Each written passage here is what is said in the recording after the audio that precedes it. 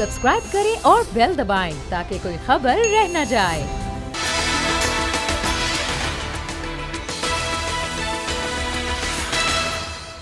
अस्सलाम वालेकुम नाजरीन, आप देख रहे हैं प्रोग्राम अब बात होगी और मैं हूं मोहम्मद कामरान। कराची का हल्का है NA 249। ज़िमनी इलेक्शन जब से हुए हैं उसके बाद से अब तक ये मौजूए बहस बना हुआ है। पाकिस्तान तहरीक इंसाफ के लिए एक बार फिर एक्शन रिप्ले था।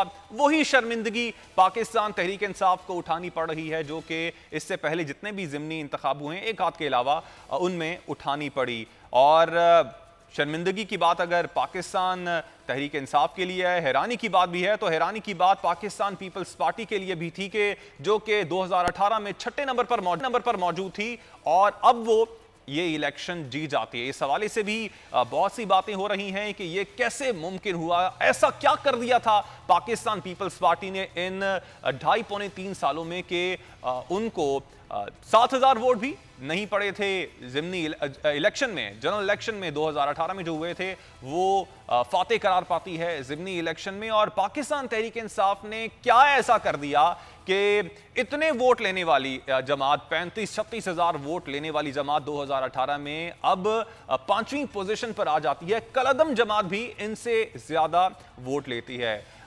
जैसे ही ये इंतखाब का नतीजा आया, पाकिस्तान पीपल्स पार्टी की जानिब से भी जो बयानात का सिलसिला था वो सामने आया। खास तौर पर बिलावल भुट्टो की बात की जाए तो उनका कहना था कि तारीख उठाकर देख लें कि कौन सी जमात ओरिजिनल सिलेक्टेड है।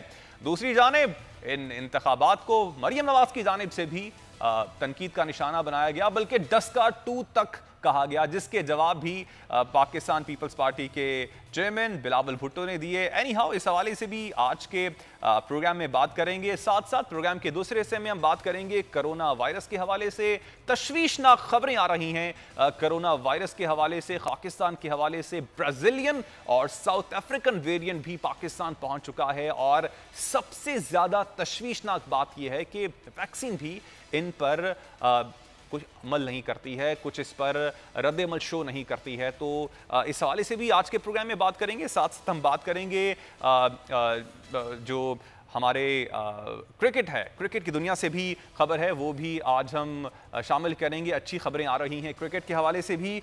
सबसे पहले बात कर लेते हैं इलेक्शन के हवाले से। हल्का NA 249 के हवाले से हमारे साथ मौजूद हैं कादिर मंदोखेल साहब, पाकिस्तान पीपल्स पार्टी के रहनुमा हैं, और कुछ ही देर में पाकिस्तान तहरीक इंसाफ के रहनुमा अमजद इकबाल आफरीदी साहब भी हमें ज्वाइन करेंगे। कादिर साहब, आपके वक्त का शुक्रिया। कादिर साहब, पाकिस्तान पीपल्स पार्टी ने इन 2.5-3 सालों में ऐसा क्या कर दिया कि वोटर्स ने आपको हल्का NA 249 में इलेक्ट कर लिया?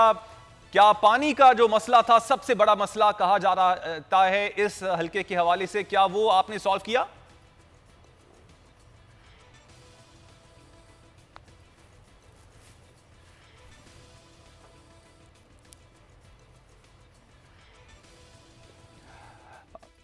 कादिर साहब, आपको मेरी आवाज आ रही है?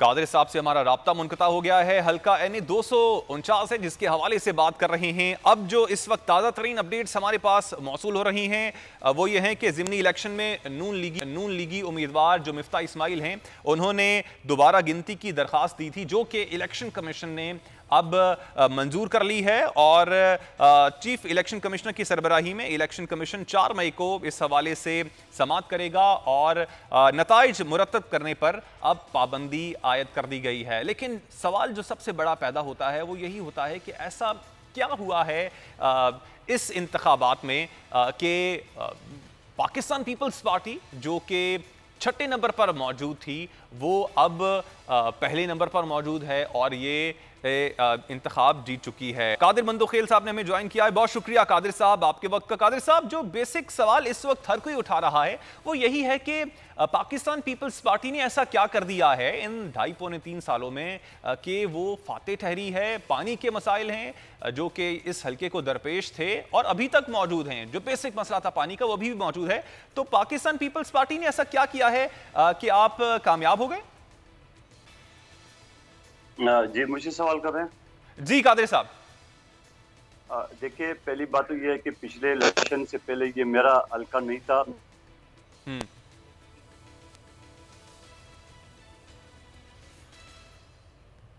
ठीक, कादर साहब से एक बार फिर से रब्ता करने की कोशिश करेंगे। कुछ टेक्निकल डिफ़िकल्टी है जिसकी वजह से हमारा उनसे एक बार फिर से रब्ता मुनक़ता हो गया है। एनी हाउ, ताबड़तोड़ जो बयानात हैं वो भी दोनों जानिब से आ रहे हैं। ऑपोजिशन जो है वो ऑपोजिशन की ऑपोजिशन कर रही है। ये बात मैं नहीं कह रहा, ये बिलावल भुट्टो जरदारी साहब कह चुके हैं कि पाकिस्तान पीपल्स पार्टी के खिलाफ बयानात जिस तरह से पाकिस्तान मुस्लिम लीग नून की जानिब से ख़ास तौर पर सामने आ रहे हैं और जिस तरह की बातें की जा रही हैं, उसके बाद देखकर ऐसा ही लगता है कि ऑपोजिशन जो है वो ऑपोजिशन की ऑपोजिशन कर रही है, रादर देन दैट कि ऑपोजिशन जो है वो इस्टेब्लिशमेंट की बात करे, वो इमरान खान की बात करे, वो एक दूसरे के लड़ाई झगड़ों में ही मसरूफ़ है। एक और चीज़ जो कि सामने आती है वो ये भी है कि चाहे सेनेट के इलेक्शन हो, चाहे ये ज़िमनी इंतखाब हो, इससे एक चीज़ तो सामने आ गई है कि पाकिस्तान तहरीक इंसाफ से फोकस हट चुका है इस वक्त ऑपोजिशन का। ऑपोजिशन जो है वो आपस के ही लड़ाई झगड़ों में मसरूफ़ हमें दिखाई देती है, चाहे वो बयानात की हद तक हो, चाहे वो दीगर कोई मामलात हो। कादिर बंदूखेल साहब, आप बात कर रहे थे, राब्ता हमारा मुनक़ता हो गया था, क्या कहेंगे आप? हल्का तो आपका नहीं था ये यकीनन 249, लेकिन पाकिस्तान पीपल्स पार्टी ने ऐसा क्या किया है कि वो जीत चुकी है, ये आपसे सवाल था।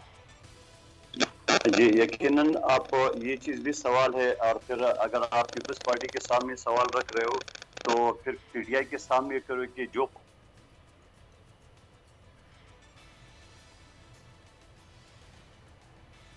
एक बार फिर से राब्ता मुनक़ता हो गया। मैं चाहूँगा कि उनको टेलीफोन कॉल पे ले लिया जाए अगर राब्ता उनका थ्रू स्काइप मुमकिन नहीं हो रहा है, बार बार डिस्कनेक्ट हो रहा है। एनी हाउ, जो मैं बात कर रहा था कि जो एक दूसरी जानिब से, दोनों जानिब से, चाहे वो पाकिस्तान पीपल्स पार्टी हो, चाहे पाकिस्तान मुस्लिम लीग नून हो, एक दूसरे पर तनकीद कर रहे हैं। अवामी मसाइल की बात की जाए, हुकूमत पर कड़ी नज़र रखी जाती है ऑपोजिशन की जानिब से, और अवाम यही उम्मीद करते हैं कि हुकूमत जो है जहां पर कोई रॉन्ग स्टेप लेगी, जहां पर अवाम के मसाइल का हल नहीं निकालेगी, तो ऑपोजिशन उनके लिए सामने आएगी और वो उन मामलात को आगे लेके चलेगी। अमजद इकबाल आफरीदी ने भी आए, पाकिस्तान तहरीक इंसाफ के रहनुमा हैं।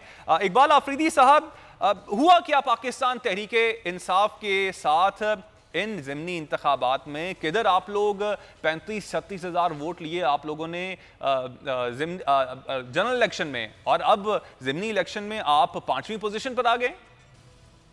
सबसे पहले इलेक्शन से 2 दिन पहले जो सर्वे हुए, 3 मुख्तलिफ डिफरेंस कंपनी ने सर्वे किए, उसके अंदर हम पहले नंबर पर चल रहे थे।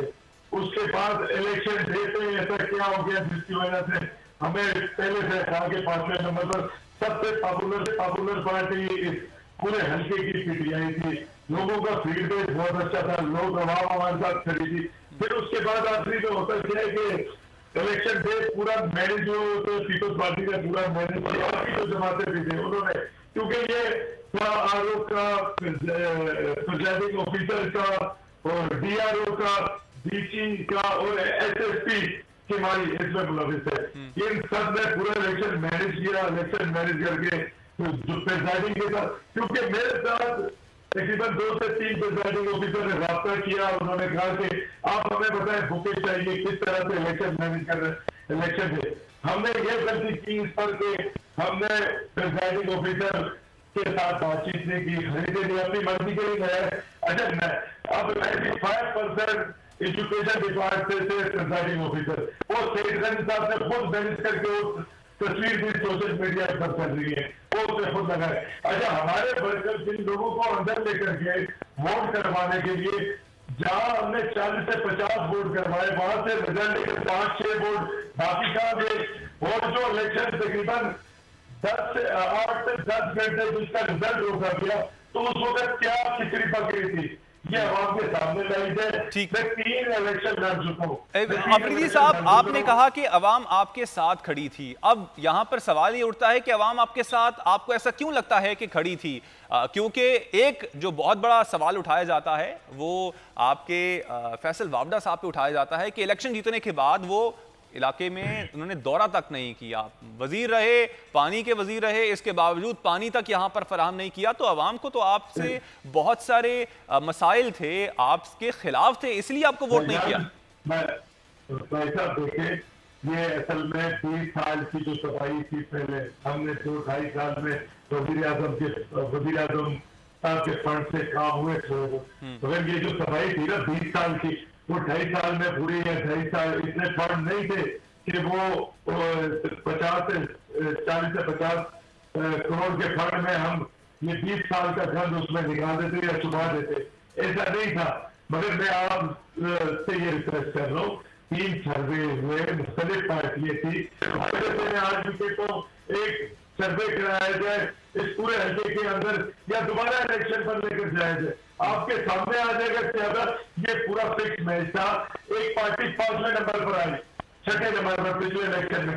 2.5 साल में इस हल्के में क्या कर दिया पीपल्स पार्टी ने, जो उन्हें पहला नंबर मिल गया, जो उन्हें 16,000 वोट मिल गया। पहले 8,000 की पार्टी वोट देती है, बाई इलेक्शन में 16,000 वोट पर कैसे चलेगी? ये पूरा फिक्स इलेक्शन था, जिस तरह मैनेज हुआ उसी तरह से ये हुआ। अच्छा, ऐसा क्या पाकिस्तान पीपल्स पार्टी ने कि वो पहले नंबर पर आ गई, लेकिन ये भी सोचने की बात है कि ऐसा क्या किया गया पाकिस्तान तहरीक इंसाफ की जानिब से, क्या कुछ नहीं किया गया जिसकी वजह से वो 5वें नंबर पर आ गई। कादिर मंदुखेल साहब ने भी हमें एक बार फिर से ज्वाइन कर लिया। मंदुखेल साहब, यही बात जो मैं आपसे कर रहा था वो अमजद इकबाल आफरीदी साहब भी कर रहे हैं कि ऐसा क्या किया था पाकिस्तान पीपल्स पार्टी ने? कोई पॉलिसीज में डिफरेंस आया उनकी? क्योंकि सिंध में तो आपकी हुकूमत है जिसकी वजह से लोगों ने आपको वोट दिया, और एक्सपेक्ट किया आप खुद भी कर रहे थे जिस तरह से परफॉर्म किया पाकिस्तान पीपल्स पार्टी ने 2018 के जनरल इलेक्शन में, कि इतनी यू टर्न आएगा, इतने बड़ा एक टर्नओवर आएगा अवाम के ख्यालों में, अवाम के जो वोटर है उनके जहन में ऐसा टर्न आएगा कि वो पाकिस्तान पीपल्स पार्टी को वोट देगी? ये बिल्कुल, पहली बात तो ये है कि 2018 के इलेक्शन के बाद मैंने अल्फा नहीं छोड़ा और मैं मुसलसल हल्के में मौजूद रहा और लोगों के मसाइल हल करता रहा। और बाकी जो 2018 के इलेक्शन में जितने कैंडिडेट थे उसमें से कोई नजर नहीं आता था।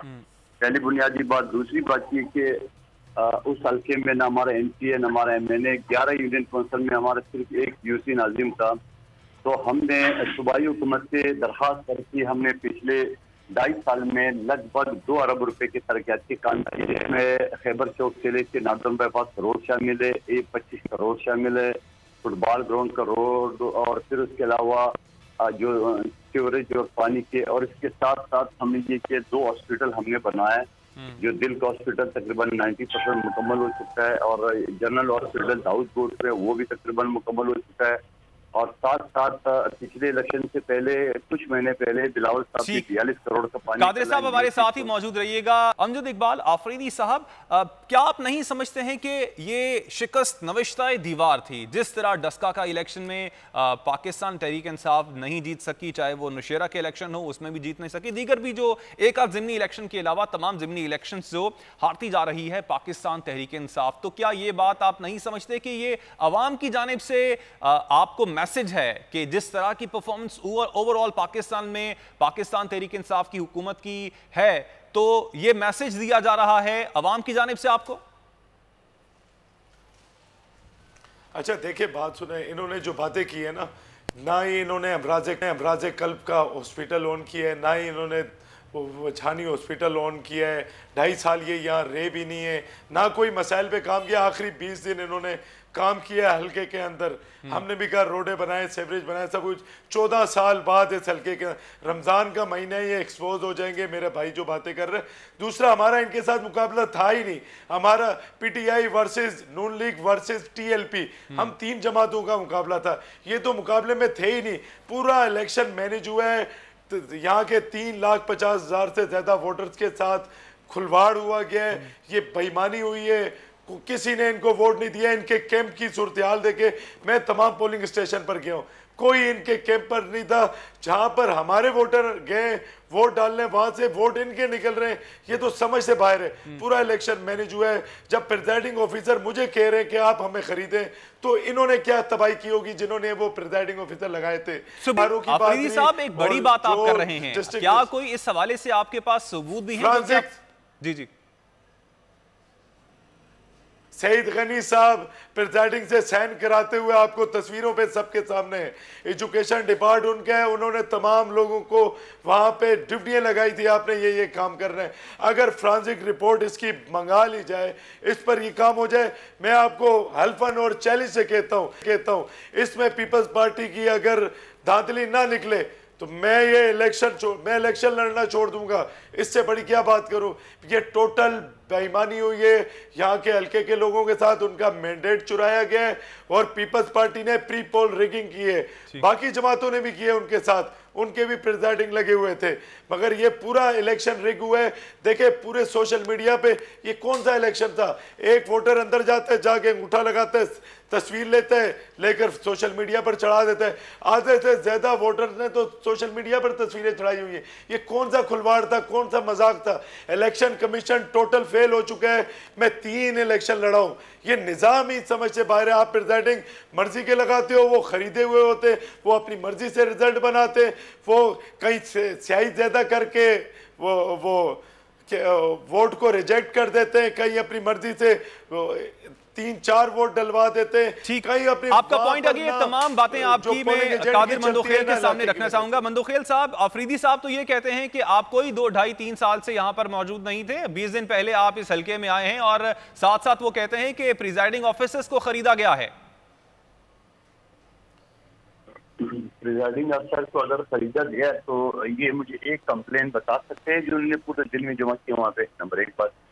नंबर 2 बात ये कि ये अफरीदी है या फरीदी है, मैं उससे नहीं जाना चाह रहा हूँ। इनसे जरा ये पूछो, ये हल्के में तो रहता है नहीं, ये तो NA-248 में रहता है, नेवल कॉलोनी में रहता है। तीसरी बात ये कि इनके खिलाफ अपनी इनके जो MP है मलिक शहजाद, उसने इनके खिलाफ जो ना अफरीदी से आपका क्या ताल्लुक है मेरे भाई। आप अपनी बात करें जो आपसे पूछ रहे हैं, आप जो बात आपसे पूछ रहे हैं वो बात करें। झूठ बोल रहे हैं रोजे की हालत में, रमजान के उसमें इधर की उधर मार रहे हैं, समझ से बाहर। चेयरमैन है सर, आप जाली अफरीदी हो, आराम से बैठो। कश्मीर आपका चोर जरदारी चेयरमैन है जो जिसका बैकग्राउंड बिलावल चोर है, सारा आपका सारी पार्टी चोर है, सईद गनी चोर। चलिए अफरीदी साहब आप साथ ही रहिएगा। अफरीदी साहब पहले जवाब तो सुन लें। आप करके बैठे अफरीदी साहब कर रहे हैं, अफरीदी साहब आप खाली अफरीदी साहब आप जवाब तो सुन लें, फिर आपसे पे जवाब देता हूं। बात क्या कर रहे हैं। कादिर साहब आप भी पर्सनल लाऊं, अफरीदी उनकी जात के हवाले से आप भी बात ना करें। और अफरीदी साहब 1 मिनट पहले जवाब ले लूं, फिर आपके पास वापस आता हूं। जी मंदोखेल साहब, आप मेरे पेज सोशल मीडिया का देख लें। कोरोना के दिनों में मैं कहता हूं कि हर दूसरे दिन में NA-248 में मौजूद था 2018 से लेके अभी तक। हाँ, ये बात सच है कि 2018 के इलेक्शन से सिर्फ 15 दिन पहले मुझे अपने चेयरमैन ने यहाँ भेजा। मेरे ये हल्का नहीं था, मेरे हल्का NA-248 से जहाँ कादिर पटेल साहब था। और फिर 2018 के इलेक्शन से लेके आज तक मैं झूठ बोल रहा हूँ तो मेरे सोशल मीडिया का पेज देख ले, आपको डेट वाइज सारे मेरे प्रोग्राम कोरोना के दिनों में तरक्याती काम के हवाले से, मीटिंग के हवाले से एक दिन की रिपोर्ट, वो तो झूठ ही बोलेगा ना। ये सारी चीज के साथ एक ये PTI तो फारिग हो गई, इनके तो पूरी PTI जो ना वो पीपल्स पार्टी में जम हो गई। मसूद बरादरी का ये सामने सुन रहे, मसूद बरादरी कंप्लीट हमारे साथ आ गई, जो कि कंप्लीट इनके चीफ पोलिंग एजेंट हमारे साथ आ गया। आदि मुस्लिम लीग नून हमने शामिल करा दिया। ठीक, अच्छा अफरीदी साहब एक और बात क्लियर कीजिएगा, आप इसी हल्के में रहते हैं? आपके मंदोखेल साहब तो कह रहे हैं कि आप हल्का NA-248 में रहते हैं, नेवल कॉलोनी में रहते हैं आप, ये हल्का आपका है ही नहीं। भाई साहब मैं बल्दिया टाउन में रहता हूँ गुज़श्ता 20 से 22 साल में। अब यहाँ का रिहायशी हूँ, यहाँ का लोकल हूँ। यहाँ के तमाम मसाइल जो अवाम के मसाइल है वो मेरे मसाइल है।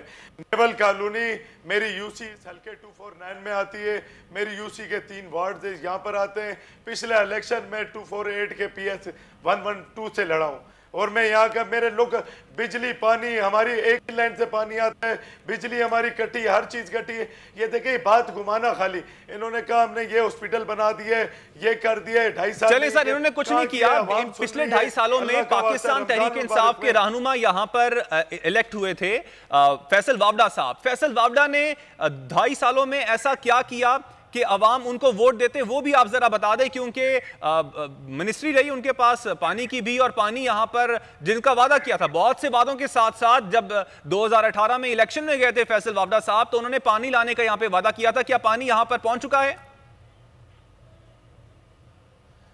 देखिए पानी हमने अब्दाबाद पर पहुंचाया, ऑन द रिकॉर्ड बोल रहा हूँ, रमजान का महीना है, जिया कॉलोनी में हमने पानी पहुंचाया, अब्दाबाद में हमने पानी पहुंचाया, हमने गुलदार शाह रोड पर पानी का काम स्टार्ट किया था।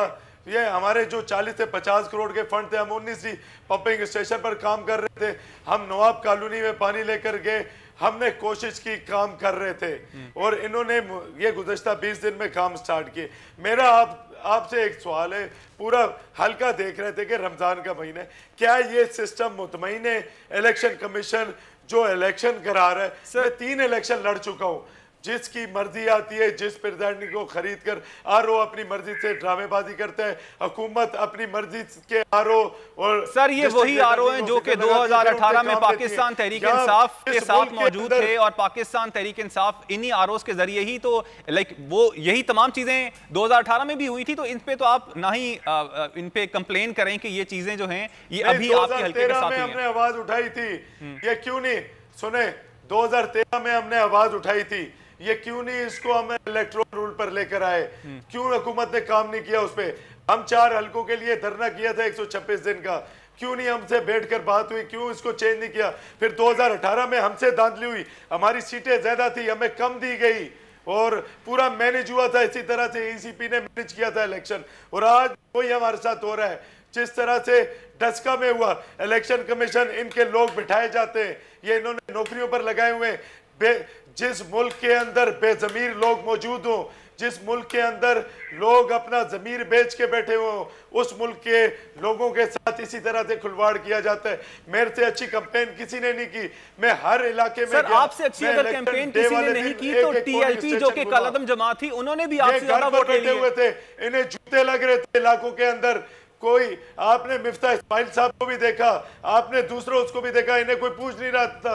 हमारे लिए लोग निकले, वोट भी कास्ट करने के, पूरा इलेक्शन रूल सवालिया निशान है। 17,000 वोट कैसे ट्रांसफर किए गए गांव के देहात के एड्रेस पर, उसके बाद आपने इजाफी वोटर्स के अंदर वोट कैसे डाले गए, ये भी सवालिया निशान है। उसके बाद इलेक्शन डे बताए किस तरह से मैनेज हुआ, आपने एक वोटर्स को उठा के दूसरी जगह डाल दिया, वोटर बेचारे अपना शख्सी कार्ड लेकर घूमते, हमारी पर्ची पर लेकर, उन्हें वोट कास्ट करने नहीं दिया गया।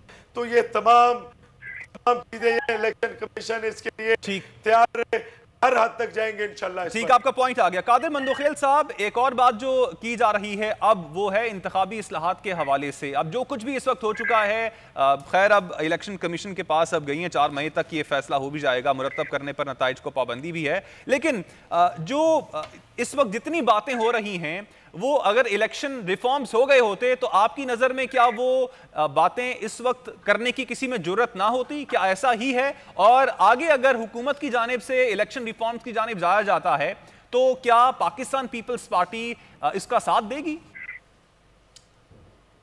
यकीनन ये डिबेटेबल है, डिबेट होना चाहिए इसके ऊपर, और रिफॉर्म्स होना चाहिए। मैं तो खुद एक वकील हूँ, लॉ जितनी आप जदीद लाओगे, अपडेट लाओगे, नए निज़ाम के तहत लाओगे तो वो बेहतर रहता है, उसमें कोई शक नहीं है। लेकिन मेरे भाई ने जो काम गिनवाया था ना फलां इलाका में, ये सब गलत है। 19D पंपिंग स्टेशन इसे पूछो, अभी उसको कसम दे के पूछो वो चल रहा है? आपने चला लिए? आपने जो कबाइल मस्जिद के साथ पाइप छोड़ के कनेक्शन नहीं दिए, बोलने दे भाई, मैंने मुदाखलत नहीं किया, मुझे बोलने दे मेरे भाई। अफरीदी साहब जवाब ले लें, मुझे बोलने दे। जी आप मुझे बोलने दे प्लीज। जी मंदोखेल साहब, पंपिंग स्टेशन बंद पड़ा हुआ है, बिल्कुल गलत जानी के काम ले रहे हैं, और कबाइल मस्जिद के सामने पाइप छोड़ दिए, कनेक्शन नहीं दिए, पाइप के टूट गए, लोग ले गए साथ, ये भी गलत जानी कर रहे हैं। कोई जिया काली को एक गैलन पानी नहीं दी, ये भी गलत बानी कर रहा है। और जो ये 43-50 करोड़ का काम गिनवा रहा है, खुद इसी अमजद अफरीदी ने फैसल वाडा और मलिक की शहजाद के खिलाफ करप्शन की इंक्वायरी बिठाई। ये एक्सेप्ट करेंगे सामने, इसको बोलो आपने इंक्वायरी बिठाई कि ये तरफ लोग हैं, इन्हें करप्शन की है, ठीक है, बिल्कुल बिठाया को मान लिया। अब आगे उसके बाद आई है, फिर मलिक शहजाद ने इसके खिलाफ वीडियो चलाया कि ये नायल और कॉम्पिटेंट नहीं है, और एक और लफ्ज बड़ा मेडिकल वाला बड़ा गलत इस्तेमाल किया, मैं नहीं दोहराऊंगा।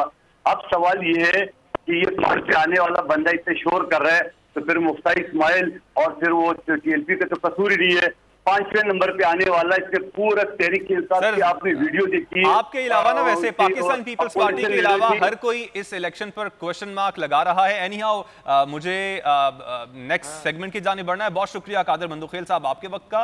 अमजद इकबाल आपने वक्त दिया, आपका भी बहुत शुक्रिया। नाज़रीन, आप कुछ बात कर लेते हैं कोरोना वायरस की। गुज़श्ता 24 घंटों में 146 अमवात हुई हैं और मुस्बत शरह की बात की जाए तो 9.6% मुस्बत शरह रही है केसेस की। हलाकतों की टोटल बात की जाए तो 18,000 के करीब ये हलाकतें हैं। सबसे ज़्यादा तशवीशनाक बात यह है कि कोरोना वायरस का जो वेरिएंट है साउथ अफ्रीकन और ब्राज़ीलियन, वो भी पाकिस्तान में आ चुका है। और इससे भी तशवीशनाक बात यह है इन वेरिएंट्स के हवाले से कि जो कोरोना वायरस की वैक्सीन है वो इन पर असर नहीं करती है। डॉक्टर बारी साहब इस वक्त हमारे साथ मौजूद हैं, इंडस हॉस्पिटल के बानी हैं। बहुत शुक्रिया डॉक्टर बारी साहब आपके वक्त का। डॉक्टर साहब क्या कहेंगे, अब इस हवाले से कॉन्फर्मेशन भी आ चुकी है। आगा खान अस्पताल में टेस्ट किए गए और 2 जो थे वो ब्राज़ीलियन निकले और एक साउथ अफ्रीकन निकला जिनकी वैक्सीन भी मौजूद नहीं है। अब थोड़ा सा रिसर्च के हवाले से बताइएगा, वैक्सीन क्या अब डिफरेंट वेरिएंट्स जब सामने आ रहे हैं तो वैक्सीन भी क्या दोबारा से नई बन रही है, क्या होगा आगे? देखिए, अभी तो ये कभी कबल अज वक्त होगा कि ये वैक्सीन वेरिएंट के खिलाफ काम कर रही है नहीं कर रही है, क्योंकि अभी इतनी जल्दी तो कोई बता नहीं सकता है। और वैसे भी ये वेरिएंट आया है, फिर देखेंगे इसके ऊपर काम होगा, उसके इम्पैक्ट देखेंगे, फिर पता लगेगा। डॉक्टर साहब थोड़ा बताइएगा इन वेरिएंट्स के हवाले से, क्योंकि अब जब भी हमने गुज़श्ता रोज अजरा फजल पेशो की भी प्रेस कॉन्फ्रेंस सुनी, उसमें उनका ये कहना था कि वैक्सीन इन पर असरअंदाज नहीं होती है। कितने वेरिएंट्स इस वक्त पाकिस्तान में मौजूद हैं और कितने ऐसे वेरिएंट्स हैं जो कि तशवीश का बायस हैं, जो कि जिनके बारे में हमें एटलीस्ट हुकूमत को बाखबर रहना चाहिए? देखेंगे जो यूके वेरिएंट, ब्राज़ीलियन वेरिएंट और साउथ अफ्रीकन वेरिएंट, ये तीनों जो है ना ये तशवीश वाले हैं, क्योंकि ये तीनों बहुत तेजी से फैलते हैं। इसका फैलाव बहुत तेजी से होता है, 70% ज्यादा तेजी से फैलता है। अभी इसीलिए इसका सिर्फ हल जो है ना, इस वायरस का तो हल यही होता है कि जी आपको एहतियात करनी है और एहतियात करनी है, इसके अलावा कुछ नहीं। तो इलाज कोई है नहीं, वैक्सीन काम करेगी या नहीं करेगी वक्त बताएगा। लेकिन हमें ये तो पता है ना कि हम एहतियात कर लेंगे तो उससे बचाव, ये तो नोन है ना। और इसमें हर वेरिएंट के लिए यही है कि आपको एहतियात करनी है। तो इसलिए मेरी सबसे गुजारिश है कि जी आप लोग जो है ना एहतियात करें। ये ईद रमजान के आखिरी अशरा है और दुआएं भी करें लोगों से, अल्लाह ताला से कि जी अल्लाह ताला इसको वबा से जान छुड़ाए। दूसरी बात यह है कि ये अशरा अगले रमजान में भी आएगा इंशाल्लाह, और ईद भी अगले रमजान में आई, अगले साल आएगी। तो हमें सबको इस दफा थोड़ी सी कुर्बानी दें और अपने आप को बचाएं ताकि हम जिंदा हों तो अगला साल से। ठीक, अच्छा डॉक्टर साहब, मुबहिम बातें हैं 2-3 जो आप बचाने के हवाले से भी कह रहे हैं। क्या मास्क इज एनफ, सैनिटाइज करना एनफ है? क्योंकि बहुत से लोग ये भी कहते हुए मैंने सुने हैं कि आपकी आंखों के जरिए भी ये वायरस अंदर जा सकता है, एज इन कि अगर आपने आंखों पे कोई ग्लासेस नहीं लगाई हैं या प्रोटेक्टिव गेयर नहीं लगाया हुआ है तो सिर्फ मास्क एनफ नहीं है। इस हवाले से भी बताइएगा। और जो वायरस है सबसे ज्यादा जो चीज जिसमें है वो मास्क है, ठीक है ना, वो मास्क सबसे ज्यादा है। बाकी ये है कि आपके और गैर जरूरी तौर पर अपने हाथों को अपने आंखों में, नाक में लगाना, ये इससे इफेक्ट होता है। तो इसलिए एहतियात यही है कि अपने हाथ को साफ रखें।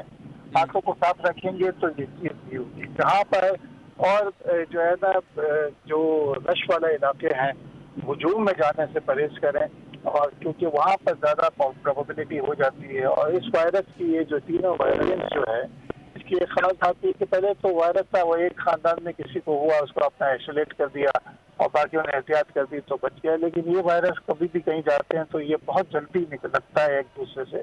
तो अब खानदान के खानदान जो है ना, पूरे घर के घर जो है ना इन्फेक्ट होते हैं। ठीक, तो एहतियात सर्फेसिस पे भी डॉक्टर साहब एक और बात भी पूछना चाहूंगा, सर्फेसिस पे भी ये वायरस क्या सरवाइव करता है या फिर ये हवा के अंदर जब तक होता है तब तक ये सरवाइव करता है, नीचे पड़ता है या शॉपिंग बैग पे लगता है तो ये वायरस खत्म हो जाता है? एज इन क्या बहुत से लोग ये हैं कि खाना भी बाहर से मंगवाते हैं, फर्ज करें घर में किसी के पास गैस नहीं है, घर में पकाने वाला नहीं है, तो बाहर से मंगवाते हैं, तो क्या जिस चीज के अंदर आ रही है उसको भी सैनिटाइज करने की जरूरत है? कैसे आप इसको बताएंगे? देखिए, सर्विस से इतना ज्यादा वो नहीं आया है, लेकिन बात ये है कि जो भी चीज दें, हाथ में मास्क पहन, अपने ग्लव्स पहन के आप बाहर से कोई चीज दे रहे हैं और उसके बाद ग्लव्स को उतार के हाथ धोकर, और जब उस चीज को भी हाथ लगाए तो फौरन हाथ धो दें और उसको जो है ना अपने आंखों पे और अपने नाक पे, अपने मुंह पे न लगाएं। तो यही एहतियातें हैं जिससे, और आप एक दफा ये करना शुरू करेंगे तो आपकी एक आदत सानिया बन जाती है, फिर आप उसी तरीके से करते हैं। और सफाई का उसूल यही है कि वो आज तो ये वायरस है, लेकिन और भी जरासीम होते हैं जो चीजों में होते हैं जिससे आपको बचाव जरूरी होता है। तो आप बारी साहब, अब फ्रूट्स भी आपने लेने होते हैं, सब्जियां भी बाहर से लेनी होती हैं, तो क्या उनके लिए भी अब बहुत से लोगों को मैंने देखा है वो फ्रूट सब्जियां जब बाहर से लेके आते हैं, अब खास तौर पे इन गुज़श्ता दिनों में जब से ये दोबारा से लहर आ रही है, तो फ्रूट सब्जियों को सर्फ से धो रहे हैं या फिर दीगर तरीकों से उनको सैनिटाइज कर रहे हैं, क्या इस तरह भी करना जरूरी है? नहीं, वो नहीं, सिर्फ पानी से धो लें उसको और उसको रख दें, उसमें कोई ऐसी बात नहीं कि उसको आप इस तरीके से जो है और वो ना हो इस मामले में। ठीक है। अच्छा, अब एक और चीज़ भी आपसे पूछना चाहूँगा, जो लोग कोरोना वायरस में मुब्तला हो गए हैं उनको क्या क्या चीज़ें करनी चाहिए? घर के अंदर मौजूद हैं और इतनी सेवेरिटी नहीं है उनको कोरोना वायरस की, तो उनको क्या क्या चीज़ें घर में रह के करनी चाहिए ताकि वो आरामदेह तरीके से इस वायरस से बाहर निकल जाएं? देखिए, आइसोलेशन करना है, अपने आप को आइसोलेट करना है, फ्लूइड का इस्तेमाल ज़्यादा करना है, अगर बुखार है मामूली तो उसके लिए पेनाडॉल रेगुलरली लेना है, और कोई विटामिन ले लें, जिंक ले लें, ये चीज़ें हैं। उसके अलावा कोई ऐसी बात नहीं, विटामिन सी का ले लें, लेकिन कोई एंटीबायोटिक लेने की ज़रूरत नहीं है, कोई और चीज़ लेने की ज़रूरत नहीं है, ना स्टेरॉइड लेने की ज़रूरत है।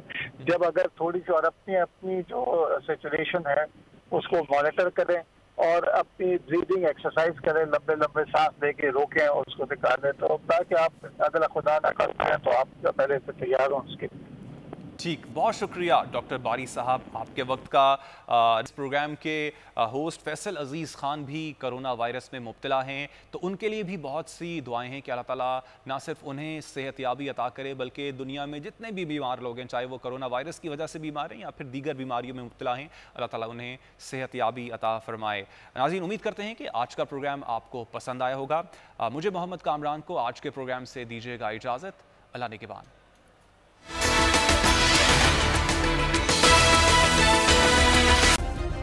सब्सक्राइब करें और बेल दबाएं ताकि कोई खबर रह न जाए।